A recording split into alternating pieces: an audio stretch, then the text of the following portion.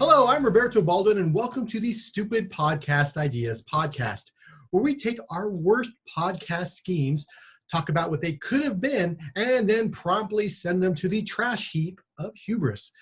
A new podcast will be available every Tuesday and Thursday until folks decide they just don't want to talk to me anymore.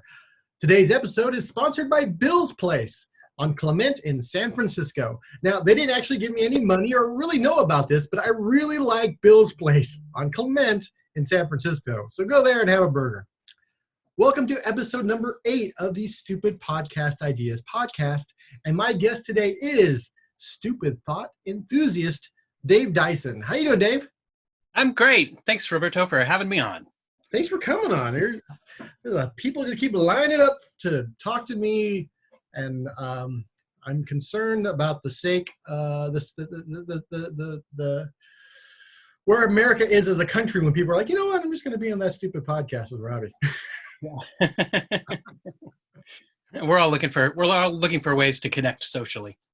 I think that is a lot of people who I've talked to. I don't think I think it's more like, hey, you know what, I haven't talked to him in a while. Let's talk to that guy. And it's true. We hadn't spoken in a while. That's true. In our occasional Twitter exchanges. For those listening and watching, Dave and I did two shows. Oh, yeah. Because we did a show together, and then we did another show, and we asked you to support us. Yeah. I'm in a bunch of bands, and one of the main bands, the one that people actually go and see, we did a show once with Dave's and his wife's band, and Boob Tube Armada. And the band just plays theme songs from TV shows, and it was the greatest thing ever. And I loved it so much that when we had another show somewhere else, I asked them if they wanted to do, if they wanted to support it. Great. Hotel Utah, I think, was one of them. But yeah, it's a lot of fun. There's so many great TV theme songs, and they're all really short. So you get to learn a lot of different songs and a lot of different styles, and it was always a great time. And we're always, we were such an occasional band anyway that it was always an honor to be asked to play anywhere for anyone. So we're eternally grateful. It was, it's fun, but we would sit there, me and my band, we'd sit there and we'd be like, we have to, the band that would play with Dave's band was an LCD Sound System cover band. And so we would play these very long LCD Sound System songs. They're like 7-8 minutes, sometimes 10 minutes. I think the shortest one is maybe 3. And so to do like a 45-minute to an hour set was only a few songs in reality. And then they would come up and they would play like a 30 or 45-minute set. And I felt like your guys' set list had to be like 3 or 4 pages of songs that you had to learn. Like we're just learning like grooves and playing those grooves for 5 minutes. And then I'd sing like these long, crazy lyrics. And you guys are, okay, here's song number 23. I never completely got off book. I always had my binder of like, all right, where's my next chords for the next song? Yeah, there's so many. Yeah, we were all amazed at your ability, even on book to be able to play all those songs. Thanks. Yeah, it was a great time. I'd love to do more, and it's just that much harder now. But there's so many songs that we never got to, that I'd still love to get in our repertoire. Yeah. And so, well, again, a billion bands for me. None of them are practicing right now. Because we all live in different houses. We're not the Partridge Family. And so, I think I'm doing this. This is what I'm doing instead of a band.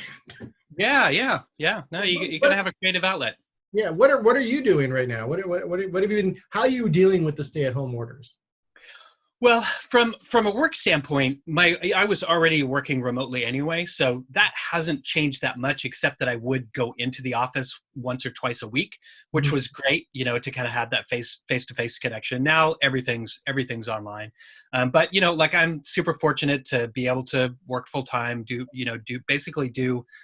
a very similar version of it. Hey, puppy. To what I was doing before. You know, my wife's job is affected a lot more than mine. She teaches children's theater, and of course that's not happening now. Yeah. But you know, we're coping all right. You know, we've got up days and down days. You know, emotionally, sometimes the stress, you know, just gets to you and stuff. And there's days that you just getting out of bed seems like the thing you can do.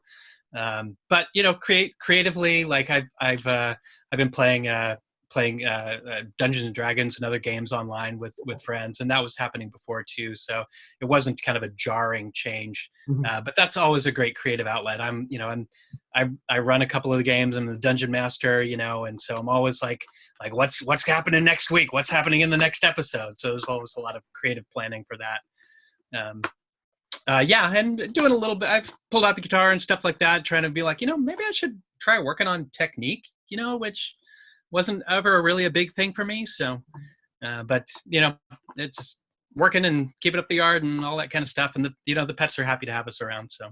Oh yeah. I have the dog with me right now, and he's currently trying to eat a chair that's in the room with me. You know, I had never played Dungeons and Dragons until a week or so ago. Welcome. I had a lot of friends who played. I don't know. I just never played. I think it's the same thing with Dungeons and Dragons that there is with video games, where I didn't play video games until the pandemic in the last 15, 20 years, because I always had a bunch of other things. Sure. Yeah. So I was always very busy, and a lot of those things involved me leaving the house. And now right. the house, you know, I'm not working on shows. I'm not working on songs. I'm not working on anything music wise. I'm doing those things. It's actually quite nice. I'm being attacked by a dog, by the way, if you're listening to the podcast and wondering why. Yeah. there's a bunch of weird this giant wolf-like hound keeps popping into the picture and chewing on Roberto and then disappearing again. But yeah, he's having a great time doing it. Go over to YouTube and watch me be attacked by Bowie the dog. It's adorable. I don't know what to do with him. So, you know, hey. This is every work Zoom, right? I mean, this is the dream. People think no one wants to see my dog, but really, we always want. That's all anyone cares about. I don't care about you. I want to see your dogs. No. What's he doing? He gets very rambunctious whenever I'm on the computer. Whenever I'm talking, it feels like he's missing out. If I'm just sitting here typing, he'll kind of annoy me. But if he sees me talking, I guess he assumes I'm talking to him. God. He's just a puppy. What about me? What's going on with my life? You seem like you're having fun. Yeah. So let's talk about, while the dog's chewing on my actual chair, let us talk about your podcast ideas. Yes. These are very important, groundbreaking ideas. They're very important. I'm absolutely sure that they will not be consigned to the scrap heap of history. No, yeah, I'm actually pretty sure they are. So, yes, you know, when I heard that you were doing the podcast, immediately my brain started rolling. It's like, I know I've got stupid ideas in there. What do I have? So my first stupid podcast idea, it's inspired by a lot of things. You know, there's these kind of YouTube videos like Will It Blend, you know, where people like put stuff in the blender, and there's, you know, the video my wife follows one that's like a hydraulic press and they just smash things, you know, and I've watched a lot of industrial shredder videos, which are very entertaining if you watch them backwards, and they manufacture couches and stuff out of nothing. But so it's inspired by that, and also by the fact that so many people are like cooking and baking now with the lockdown, with the stay-at-home stuff. So my stupid podcast idea name is Will It Loaf? And the idea is that the hosts try making something unusual into a loaf-like form. There's meatloaf, there's pimento loaf, there's bread loaves. That's all been done. But what else is out there could be loafed? Will it loaf? Will it loaf? So every week, would it be like what was that show where they gave you like ingredients and you had to make a meal? Oh, like an Iron Chef? Iron Chef. Yes. There we go. So would it be like Iron Chef, where you would have somebody on, or people would send in suggestions and say, let's say you had 10 suggestions, you tear them up, you stick them in a hat, pull them out, and you're like, Will it loaf? pull it out, mac and cheese. Or Yeah, right. Totally. So what would happen is at the end of every episode, they would draw names, which would be submitted by the podcast audience, by the listeners, and they would draw one and be like, okay, next week episode is going to be Will It Loaf Mac and Cheese Edition.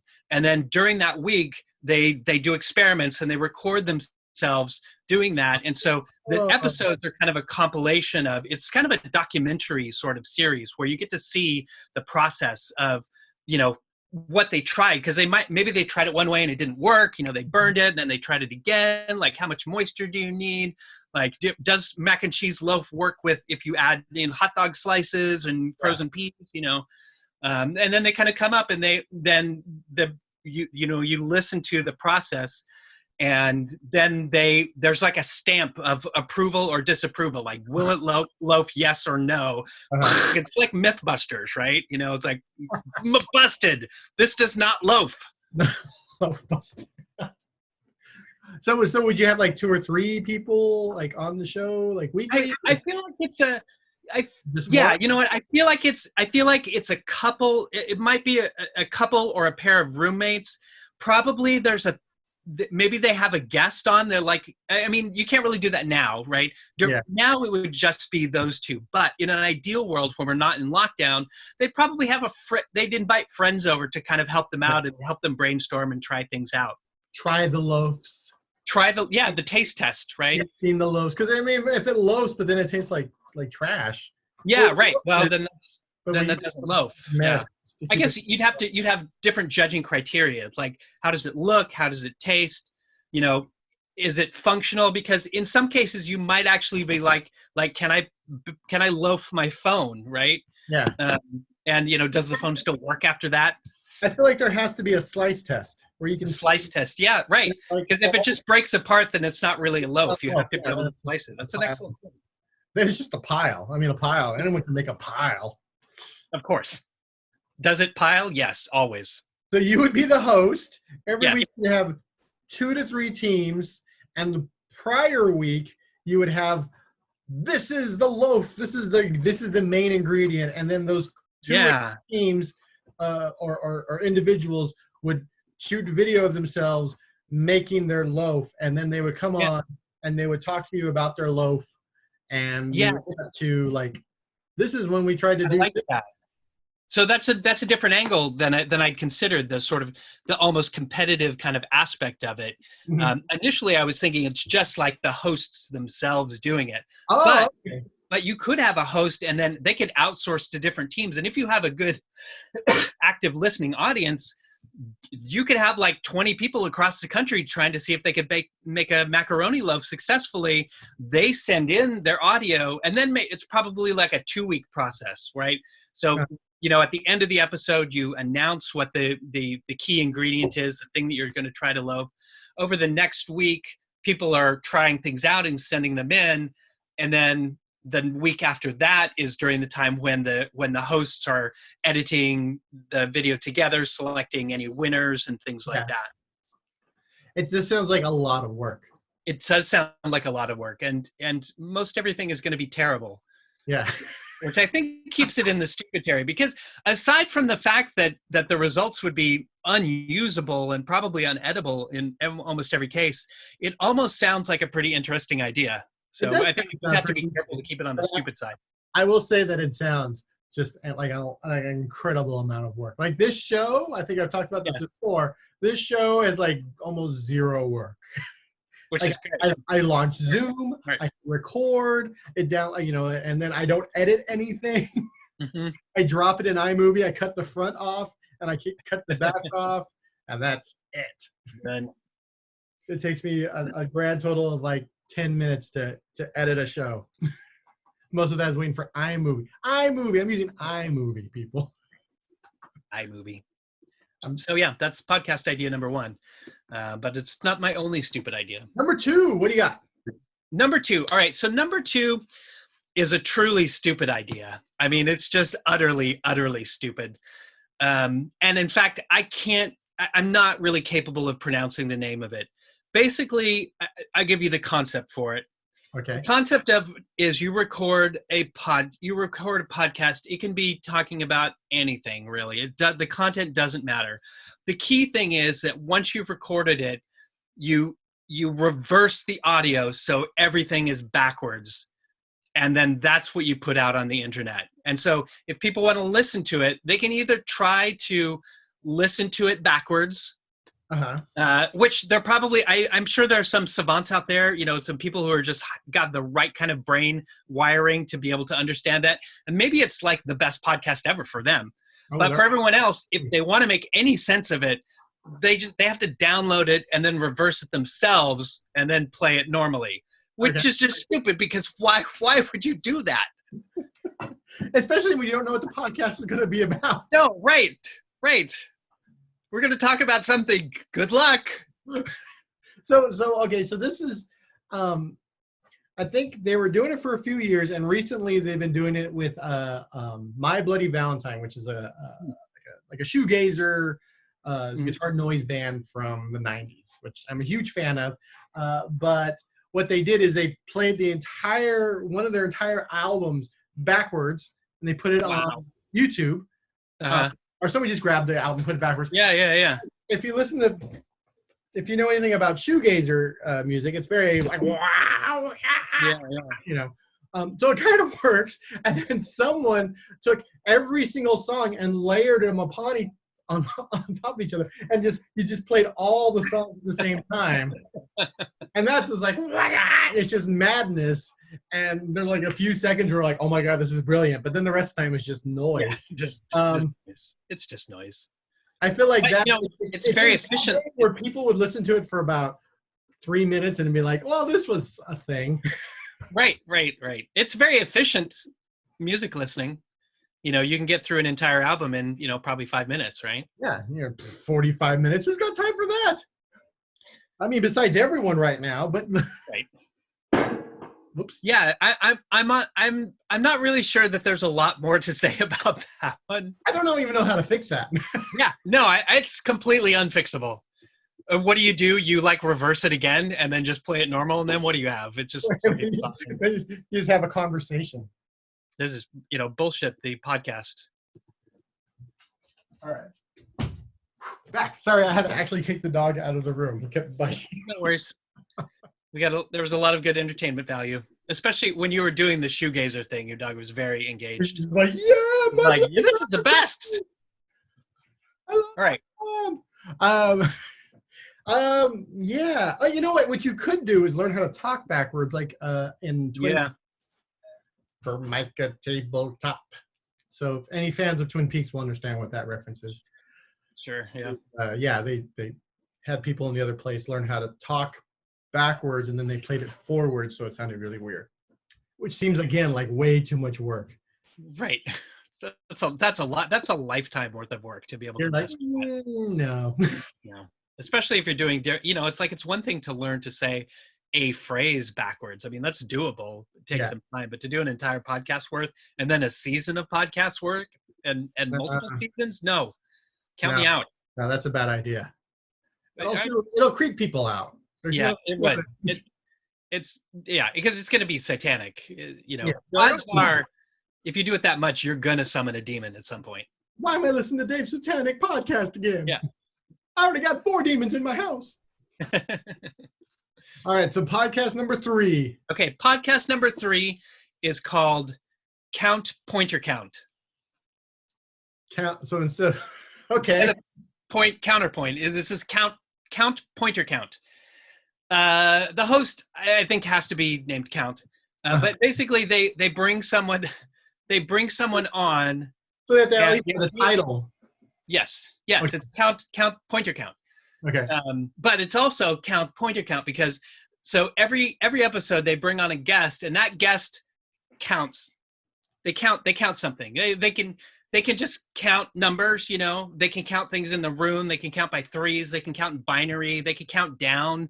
However they want to do, they're counting. Meanwhile, the host, Count, is pointing things out. And they might be pointing things, hey, look, there's a lamp and there's a book over here. And look at this. or they might be pointing things out about the counting that's happening with the guest. This is a stupid idea. Would they be in the same room? Yeah. Oh, yes. Okay, yes. So would the count know what the person who is counting is counting, or would the count have to guess? Would it be like 1, 2, and the count's like, that. I think if there is a way to get it right, then that risks taking it out of stupid territory. Okay. Yeah, I mean, this is kind of an absurdist, a verbal absurdity kind of thing. It's a basic, it would be like a Monty Python sketch kind of thing, except you would just keep doing it for show after show, bringing on different people, because especially if you see, what you'd want for this is for the host to be a celebrity, probably a comedian or a comic actor, and then who knows a lot of other celebrities and can get them to come on and count, because their fans are going to show up just to hear them count. So Zach Galifianakis has his now account, and then he has Tom Hanks on. Perfect. Count. Yes. And Tom Hanks is going to count something. You could be counting something in his head. He could be counting his Oscars over and over again. Although that'd take a while because he's got a lot, right? I don't know, how many does he have? He could be, counting the entries in his IMDb profile. Whatever he wants. He could have a jar of M&Ms. He could count those. Doesn't matter. And then the host would be pointing things out. Hey. Here's the thing. I really liked how you said the word 13 right there. That was nice. That was nice. What is that? Is that a Southern accent I'm picking up?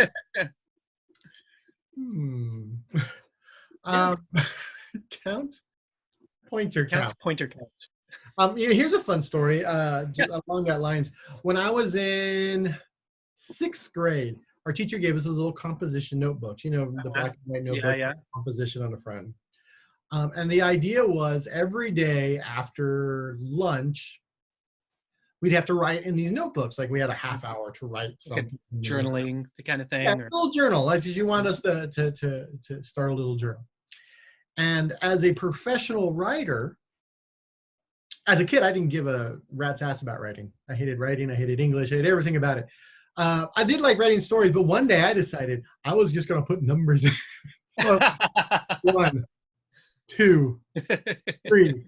I'm writing. 5. Yeah. So I started doing this, and then my friend was like, "Hey, what are you doing?" I'm like, "I'm writing numbers." And he's like, "Oh, I want to write numbers." And at some point, within 2 days, I had half the class just 1, 2, 3, 4, and the teacher finally had to get up in front of class and say, "Please, this is for writing, like words, like tell me a story."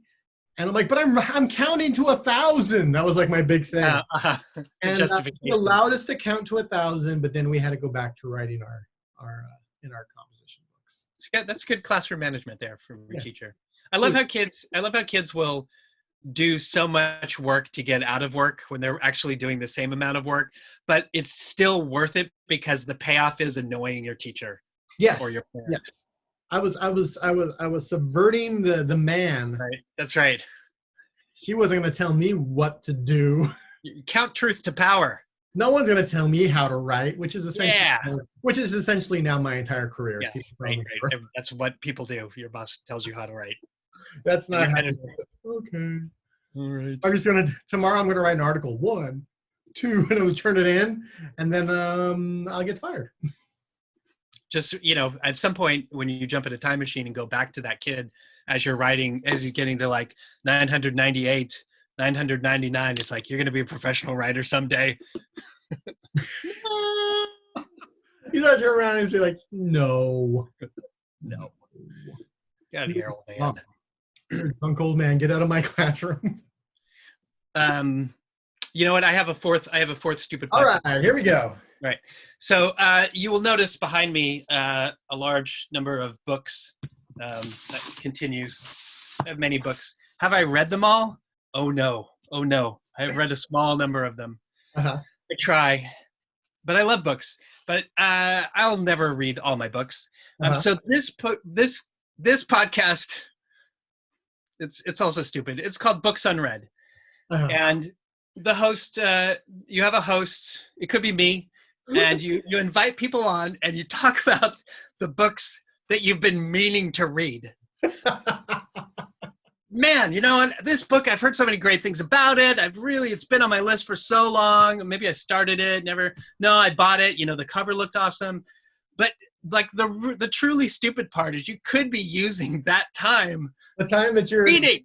You could be reading. You could have. Instead, you're intentionally not reading.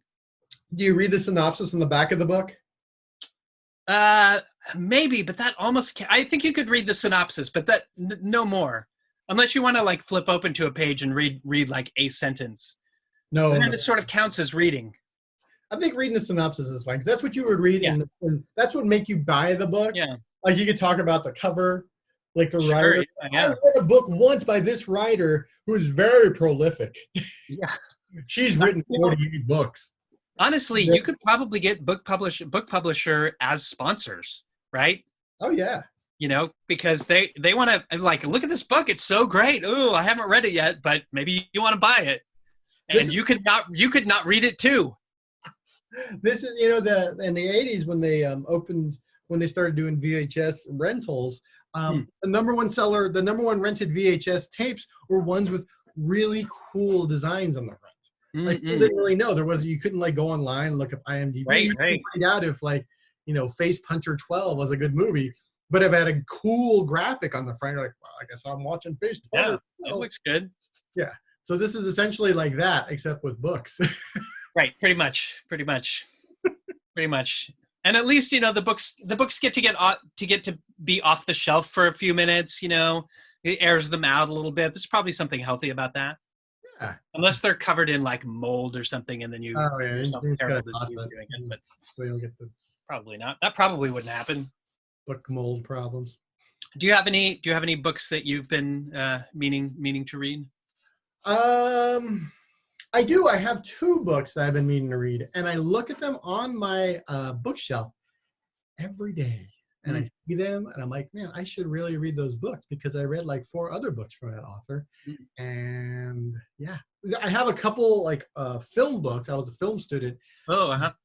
That I haven't finished reading, and a lot of them are like short stories or like quotes from there's one from John Cassavetes that's like I've read like half of it, and it's just like little bits of stories about John Cassavetes. Who I think is this amazing genius, but obviously I don't think he's amazing enough of a genius to finish the book.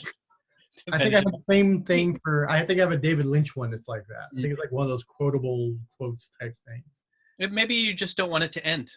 Like, maybe that seems like a good. If you don't finish it, then it's still out there. It's still out there. There's still mystery. Unlike John Cassavetes, it's still out there. Yeah. That's why. He's dead. He's not going to make any more movies. He's not going to make any more of these quotes. There's no stories about John Cassavetes. I got to savor each and every one of them, which is why I haven't picked up that book in 10 years. That might be a little bit over savoring. You could like give yourself pull it out, read a page. And then every day. You really feel like you get to know him. Yeah. Like I really know you now, John. So let's recap. Your first podcast was Will It Loaf? Will It Loaf, where people are given an ingredient and then they go and try to make a loaf out of said ingredient, a la Iron Chef. Yep. And then the next week you talk to him or find out what happens. And then find out and we give it the stamp of approval or disapproval. Does it loaf or loaf busted? And then the people will watch it once and then they're like, oh, you just add egg and flour to everything. Yeah. Okay. Sorry. The second is the backwards audio. Backwards podcast. Audio. And the title probably is backwards audio, whatever that is, where you record just an ordinary normal podcast. It could be anything, and then you reverse the audio and publish it reversed. And people either have to reverse it again or try to figure it out on their own. Yeah, that's not going to do well at all.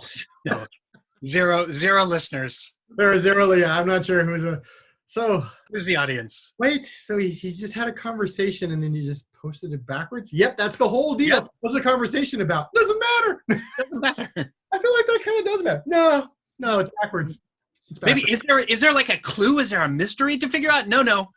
There's no mystery at all. The only mystery is, can you figure out how to work Audacity or whatever? And podcast number 3. Pointer count. Count pointer count. Where It's essentially you have to like create 2 ferns, like a really boring version of 2 ferns. Yep. You've got one person who's counting and someone who's pointing things out. Yeah, pointing and counting. Count pointer. The best part is the title, because it's kind of because your brain wants to change it back to the way we just point counterpoint.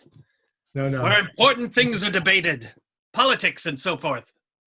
Nope, we're just pointing at things and counting them. Yep, we're just pointing and counting. And then the last one is books unread. Books unread, which I think is actually kind of funny. Yeah. I think that people would actually... Yeah, I might listen to that. Everyone has books, whether or not you're a lover of reading who's read a lot of books, or you're just a person who buys books and then just doesn't have time to read them. I think this one has some legs. I think you would have to do like one a month. Mm-hmm. And then you have a couple people on and everyone just talks about their book that they haven't read. Like, oh, look at this book. Yeah. And then you have to be like sort of almost a special occasion. A weekly one, I think you get a couple episodes in and you're like, oh God. Yeah. But I mean, like, honestly, I have a lot of material. I really do. I could go on and on. I've got years of material. It could just be a monologue of me talking about all the books that I'm not reading. What books I haven't read? I'll tell you a fun reason why I can't read. I have to be careful reading books. I get obsessive, like OCD with books.